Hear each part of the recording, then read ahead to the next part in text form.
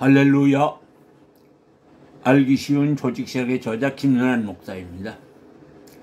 오늘은 제6장 예수 부활과 우리의 신앙이라는 제목으로 여러분과 함께 은혜를 나눠보고자 합니다.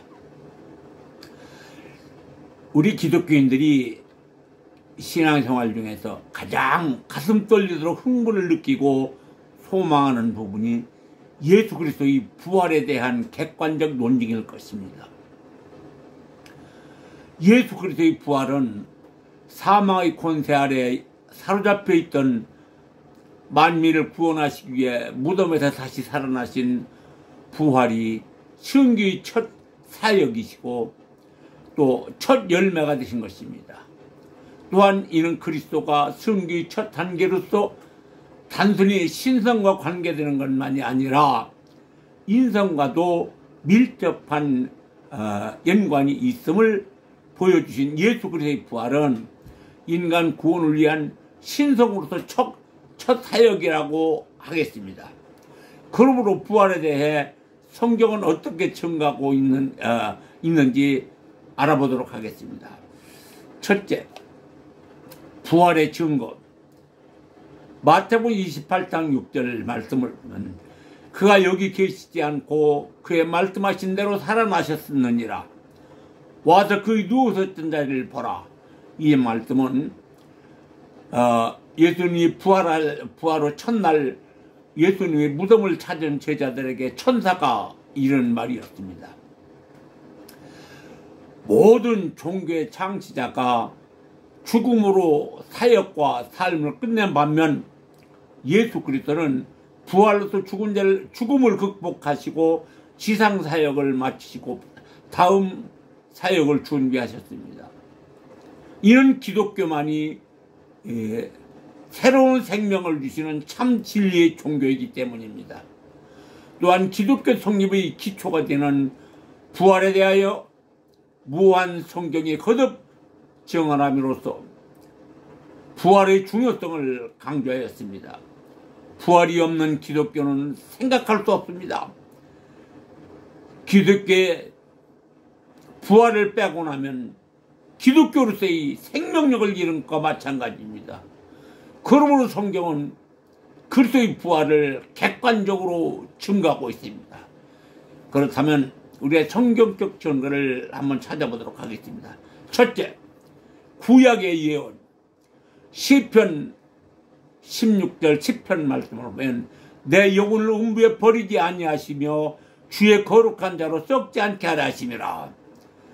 그리스도의 탄생과 순환이 구약의 예언된 대로 진행된 것 같이 그리스도의 부활도 이미 구약의 예언대로 성취된 것입니다. 두 번째, 신약에서 예수 그리스도의 예언. 사도행전 2장 27절 말씀에 보라, 우리가 예루살렘으로 올라가노니 인자가 대제사장들과 서기관들에게 넘기오매 저희가 죽이기로 자란하고 이방인들에게 넘겨주어 그를 능욕하고 채찍질하여 십자가에 못 박게 하리니 제3일에 살아나리라. 예수 그리스도께서는 순환과 부활의 주체이신 사실을 직접 미리 언급하셨습니다. 그러면서 그리스도는 시간의 한계를 극복하신 신적 권위에 의한 예수님의 모든 예언이 성취되었듯이 부활도 예수님의 예언대로 성취되었음을 증거하는 말씀입니다. 세 번째, 복음서 기자들의 증언. 순환과 부활이 네 사람의 기자들에 의해 기록된 사복음서에 모두 상호 모순 없이 상세히 기록된 것은 이를 신빙성 있는 역사적 사실로 보게 하는 무엇보다 객관적인 증거입니다. 예수 그리스도의 부활은 환상이나 몽상이 아닌 사건들을 역사적으로 기록된 사실을 복음서 기자들이 증거하고 있습니다. 그러므로 이 성경을 신비주의적으로 치우쳐 보지 말고 역사적이고 실체적 사건으로 보면 왜 교리를 배워야 하는지를 알게 되고 성경 해석에 오류가 없는 것입니다. 네 번째, 사도들의 증언. 사도행전 1장 7절 8절 말씀. 가라사대 때와 기하는 아버지께서 자기 권한에 두셨으니 너희 알 바 아니요 오직 성령이 너희에게 임하시면 너희가 권능을 받고 예루살렘과 온 유대와 사마리아 땅끝까지 이르러 내 증인이 되리라. 이 말씀은 그리스도의 지상 생애를 직접 목격한 사도들이 부활을 증언하였습니다. 이를 극구 부인하던 사도 바울조차 예수의 승천 이후의 자신이 그리스도를 뵙고 자기가 부름받았음을 기록함으로써 부활의 객관성을 입증하였습니다. 또 다섯 번째, 군중들의 목격. 고린도서 15장 5절로 6절 말씀을 보면 게바에게 보이시고 후에 12 제자에게와 그 후에 500여 형제에게 일찍이 보이셨나니 그중 지금까지 태번이나 살아있고 어떤 이들은 잠들었으며, 이 말씀은 무덤을 찾았던 여인들에게 제자들에게 보이시고 엠마오로 가던 두 제자와 500 형제들 즉 군중들에게 보이심으로 예수께서 육체적 부활의 사실을 입증하는 기록이었습니다. 여섯 번째, 오순절의 증언. 요한복음 14장 26절 말씀을 보면 내가 너희에게 보내실 보혜사 곧 아버지께로서 나오는 진리의 성령이 오실 때 곧 그가 나를 증거하실 것이요. 이 말씀은 그리스도를 십자가에 못 박아 죽은 지 50일은 짧은 기간에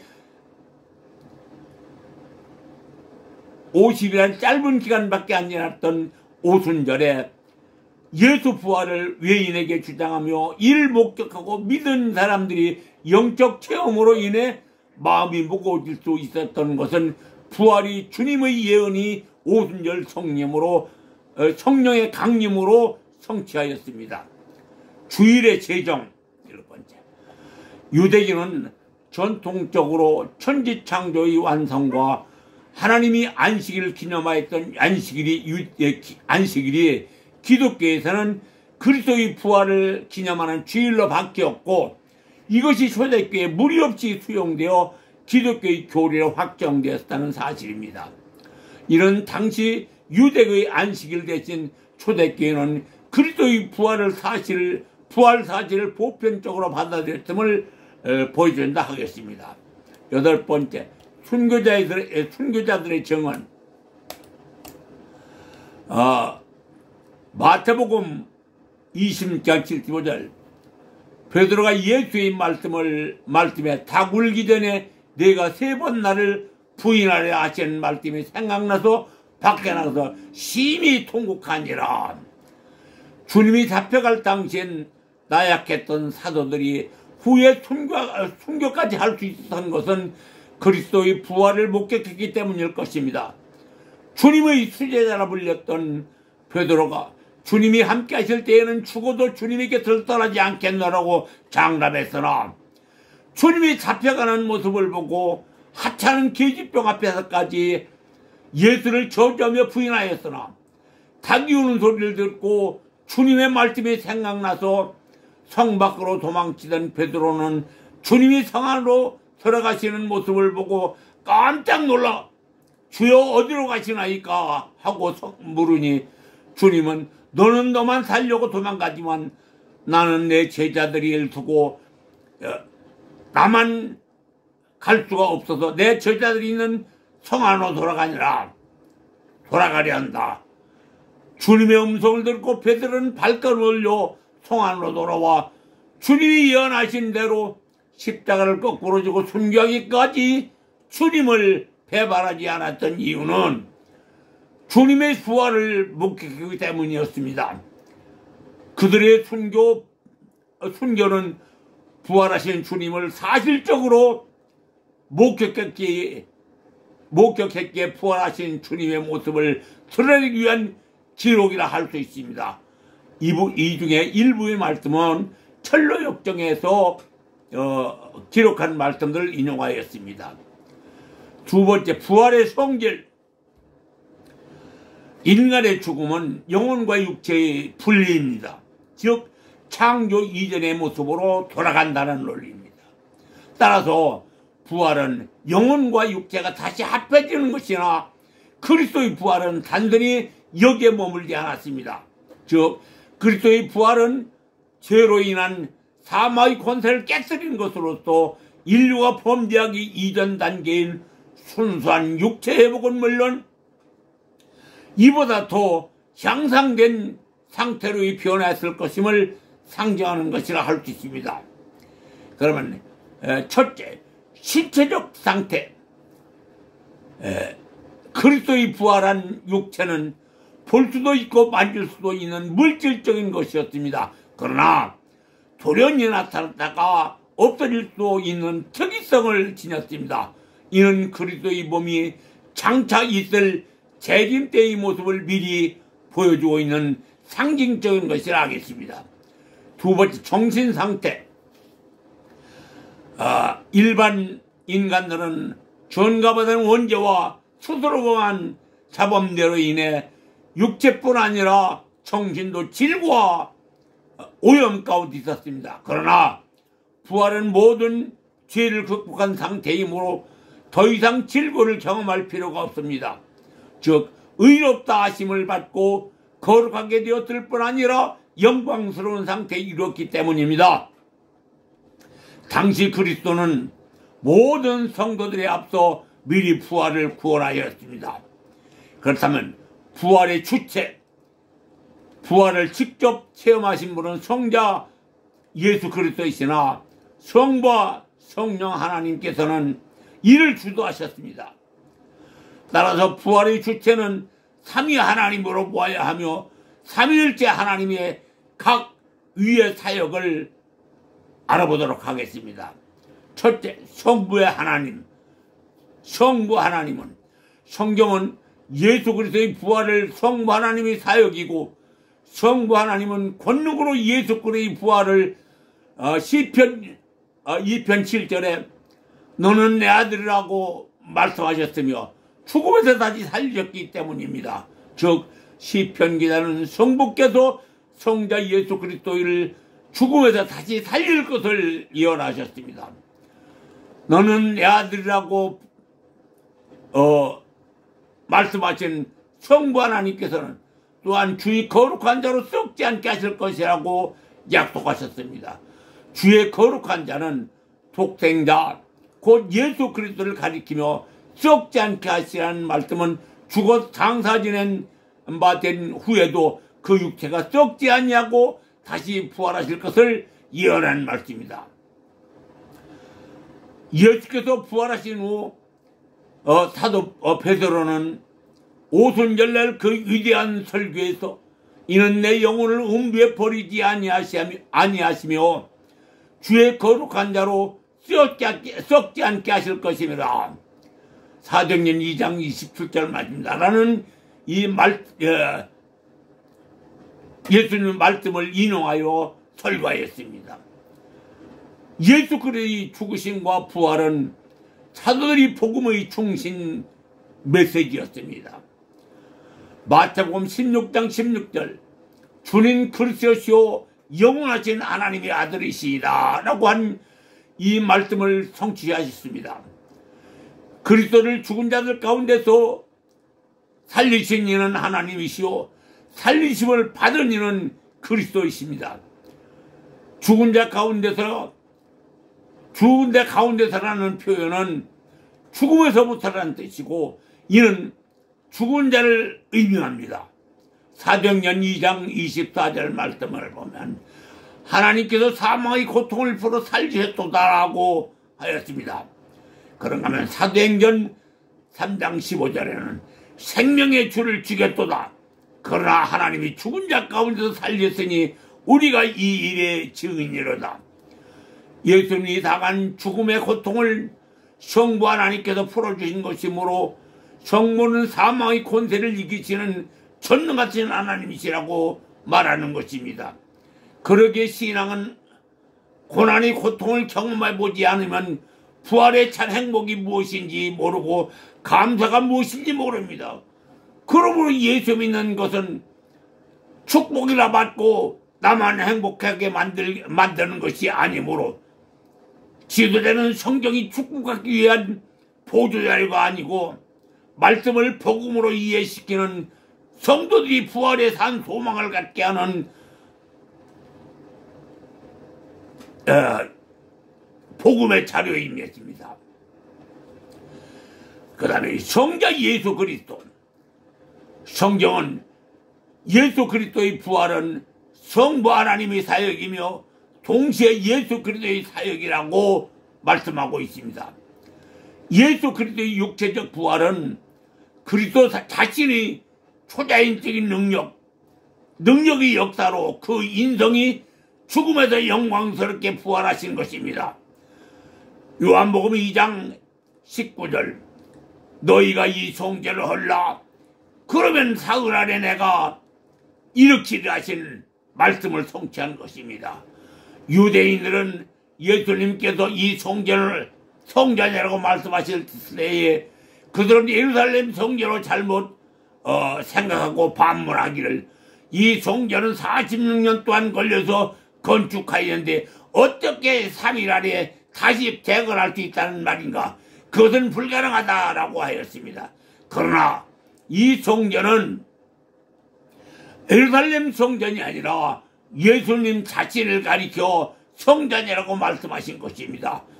예수님은 자신을 성전이라고 할 때 스스로 지성도임을 가리켜 말씀하신 것입니다. 실제로 유대인들은 예수님을 죽임으로 성전을 허물었습니다. 그러나 예수님께서는 부활하심으로써 다시 성전을 세우셨다는 논리입니다. 불지랑이 무리들은 예수께서 너희가 이 성전을 헐라 그러면 내가 3일 안에 일으키리라 하신 그 말씀이 예수 그리스도 부활하신 후에야 비로소 새삼스럽게 기억에 떠올렸다는 것입니다. 요한복음 10장 17절 내가 다시 목숨을 얻기 위하여 목숨을 버리노라. 나는 버릴 권세도 있고 다시 얻을 권세도 있도다 라고 하신 말씀을 이루어진 것이라는 논리입니다. 즉 성자 예수께서 미리 예언하신 말씀을 이루어내신 것입니다. 그 다음에 세 번째 성령 보혜사 하나님. 성경은 예수 그리스도 부활의 동작자는 성부 하나님이시고 부활의 당사자인 예수 그리스도 그리고 또한 구속사를 이끌어 가시는 지탱주로서의 보혜사 성령 하나님이라고 가르칩니다. 하나님의 영은 성령이십니다.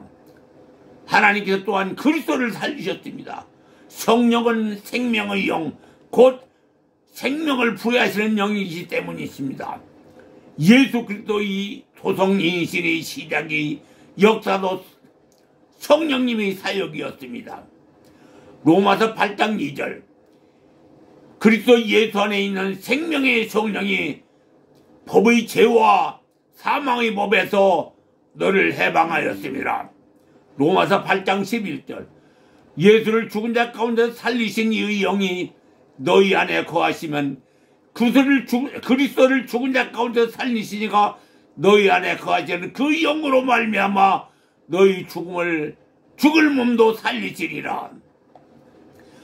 성령은 예수 그리스도의 탄생과 그리고 또한 예수 그리스도의 부활 사역을 담당하셨고 이후 구원받아 영생에 이르게 자들을 찾아 믿게 하여 성도가 부활의 사인 소망을 갖게 하는 부활 사역을 담당하심으로 구속사를 지탱하시는 성령 하나님이십니다. 그 다음에 네 번째 예수 그리스도의 권세와 자유에 대해서 알아봅니다. 첫째, 권세는 자유하다는 뜻으로 예수 그리스도의 권세는 권위 즉 아무에게도 제지받지 않는 완전한 자유자라는 의미입니다. 요한복음 10장 17절 예수 그리스도는 다시 생명을 얻기 위해 자신의 생명을 자원하여 버리셨다고 하였습니다. 그렇기 때문에 아무도 예수 그리스도를 죽일 권세를 갖고 있지 못합니다. 예수 그리스도는 많은 사람들을 구속하시기 위하여 자신을 희생의 제물로 바치셨습니다. 그리고 죽음 가운데서 부활하심으로 다시 육신과 생명을 취하셨습니다. 세 번째, 이 권세는 성부 하나님께로서 받은 것입니다. 마태복음 28장 18절, 예수께서 나와 일러가라사대 하늘과 땅의 모든 권세를 내게 주셨으니, 예수 그리스도께서는 창조자로서 모든 권세를 지배하고 또 처치하는 권세를 소유하고 계십니다. 그는 자기 백성들을 구속하시고 보호하시고 모든 원수들과 사단의 세력들까지도 그 발 아래 복종케 하는 권세를 가지고 계십니다. 또 하늘과 땅의 모든 권세를 가지신 그리스도께서 자신의 신적 권능으로 죽음에서 부활하셨습니다.